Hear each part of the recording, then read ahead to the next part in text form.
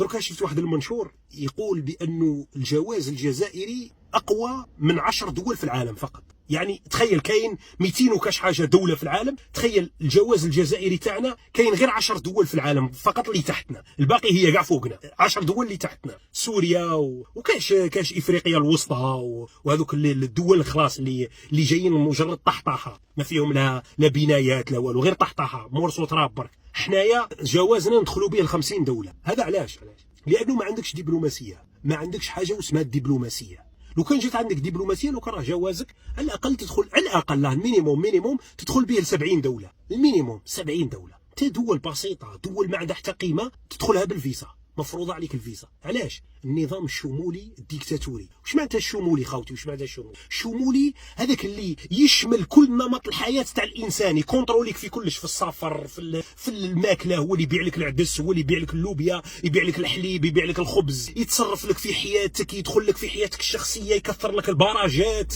يعني ما عندك حتى حريه، ما عندك حريه ماليه، ما عندك حريه تولي ملياردير، ما عندك حريه في الاستيراد، ما عندك حريه في التصدير. الانظمه الشموليه الديكتاتوريه التي تمارس الديكتاتوريه على شعوبها، هذا هو. وعلى بالك الانظمه الشموليه راه ما بقاش منهم في العالم، باقي منهم كوريا الشماليه، باقي منهم سوريا، واللي يقتلوا المسلمين ماينمار ولا واش اسمها ماينمار، هذيك من الانظمه الشموليه الديكتاتوريه. تخيل انت واحد من كوريا الشماليه تحطه في لوس انجلوس ولا تحطه في ميامي، ما يامنش مخهم. هذو هما الانظمه الشموليه الديكتاتوريه. يعني ما تخليكش تخرج برا. واش دير؟ تفرض فيزا على كاع الدول، على كاع دول العالم تفرض عليهم فيزا. الجزائر فارضه الفيزا على كاع تقريبا دول العالم. كاين واحد قايل ميم با 10 دول ولا هذا ما كان اللي ماهيش فارضه عليهم الفيزا الجزائر، بسبب اتفاقيات قديمه ثانيه في وقت بومدينو. ولولا الاتفاقيات القديمه كان تم الغاؤها، كيما ماليزيا مثلا، ولا ما عندناش معاهم فيزا باسكو اتفاقيه قديمه. كي كانت ماليزيا مستنقعات درنا معاهم، كانت شموليه، كان ذلك ديكتاتوريه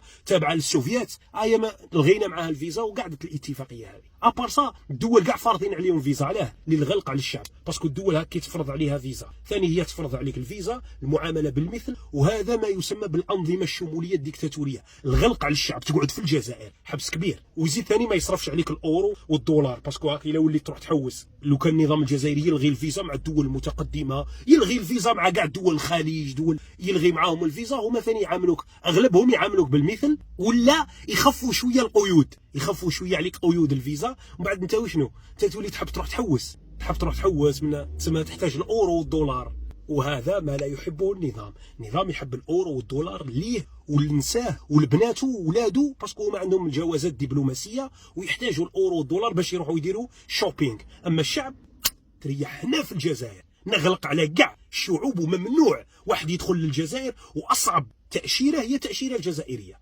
تاشيره معقده بالعاني، يعرقل لاي واحد في العالم باش يدخل الجزائر، باش ثاني هما يعرقلوا لك وما يعطوكش الفيزا. خاطر الدول تعامل بالمثل، كيما تتعرقل لي في الفيزا انا ثاني نعرقل لك في الفيزا وما نمدش الفيزا. ومن بعد يجيك واحد سنه اولى ابتدائي في السياسه لا علاقه، يقول لك صقور الدبلوماسيه، قطعوا العلاقات مع المروك، قطعوا العلاقات مع الاقتصاديه مع اسبانيا، قطعوا رايحين يقطعوا العلاقات مع سويسرا، ويفتخر وفرحان. يعني قطع العلاقات مع الدول، انت راك في حبس وزيد يرجعوك في حبس، يعني ويزيد يقطعوا لك العلاقات مع الدول. اسكو هذه حاجه تفتخر بها؟ دبلوماسيه نهار اللي تحل المشاكل تاعك الخارجيه، تحلها بطريقه دبلوماسيه، وتخرج انت المنتصر، انت هي المنتصر، ماشي قطع العلاقات شغل طفل صغير.